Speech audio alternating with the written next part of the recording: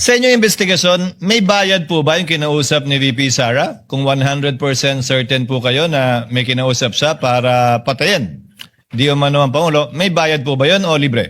That is the part of the investigation po that we have to establish po.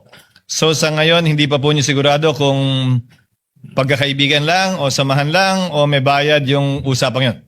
Tama po, but we consider every possibilities po. Ngayon, would it matter, Director Matibag, kung sino yung sinabihan niya? Kasama po sa liman yung pamantayan na binanggit po ninyo ay identity of person involved and capacity.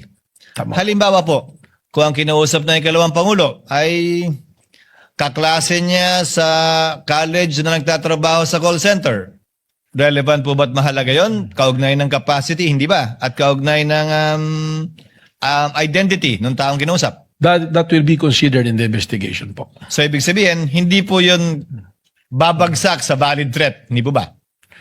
Hindi po natin alam at kailangan pong alamin yung kung ano yung pag-uusap o ano po ang mga konsiderasyon. Pero base sa inyong karanasan po, kung retired police, retired military, active police, marahil. May punto kayo, hindi po Mas ba? malaki po ang posibilidad.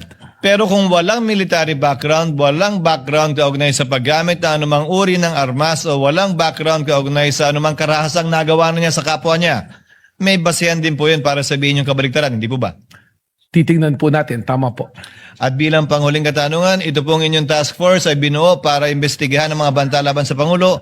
Wala na po itong kinalaman sa ikalawang Pangulo mismo kaugnay ng mga kasong isinampa na laban sa kanya na grave threats at inciting to sedition. Tama po, Your Honor.